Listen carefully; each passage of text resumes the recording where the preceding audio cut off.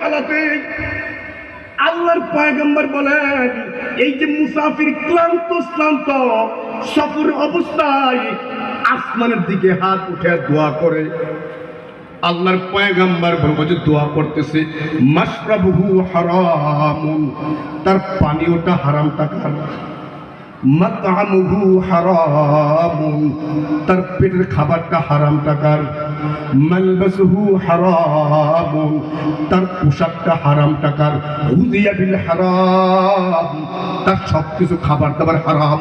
আল্লাহর পয়গম্বর বলেন তার এই হারাম পোশাক, তার হারাম খাবার, তার হারাম পানি, তার হারাম এই খাদ্য, এই এতগুলো হারাম একসাথে মিশ্রিত হওয়ার কারণে এই ব্যক্তির দোয়াটা সফরের হালাতে নিশ্চিত কবুল হওয়ার ছিল। পয়গম্বর বলেন তার দোয়াটা রব কেমনে কবুল করবে? তার দোয়া কেন কবুল হবে এমন না, তার দোয়াটা কেমনে কবুল হবে? রাসূল বলেন তার দোয়াটা কবুল হবে কেমনে? সফরে হালাতের দোয়া কবুল হয়, অথচ তার এতগুলো হারাম। এর জন্য ভাইও, আজকে সারা দুনিয়ায় এই পরিমাণ মুসিবত, সারা দুনিয়ায় এই পরিমাণ মুসিবত, মুসলমান মারতে মারতে মারতে মারতে ঘর বাড়ি নাই। তখন ফিলিস্তিন একটা ঘর নাই, কত হাজার মর্দে মুজাহিদ, কত যুবক, কত শিশু, কত মুরব্বী জমিনে মিশে গেছে গা।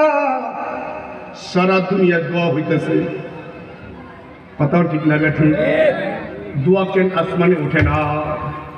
ওই যে আমাদের খাবারটা হারাম। আল্লাহর পয়গম্বর বলে ইয়াতি জামানুন, আল্লাহর পয়গম্বর বলেন এমন এক জামান আসবে আমিনাল হালাল আমিনাল হারাম। আল্লাহর পয়গম্বর বলেন এমন এক জামানা আসবে মানুষ চিন্তাও করবে না, কল্পনাও করবে না, একটু ভাববে না আমি কি হারাম খাইলাম না হালাল খাইলাম। ঠিক কিনা বলেন? এমন হালাল। এজন্য আল্লাহর পয়গম্বর ফরজ বিধান প্রথম পর্যায়ের সাথে, যেমন ফরজ নামাজ, যেমন ফরজ হজ, যেমন ফরজ যাকাত, যেমন ফরজ, ঠিক তেমনি ভাবে ও ভাই কোন জায়গায় কিভাবে ইনকাম করলে হালাল হবে ওই পন্থা তালাশ করা, এটাও ফরজ। কিন্তু এটা আমাদের মধ্যে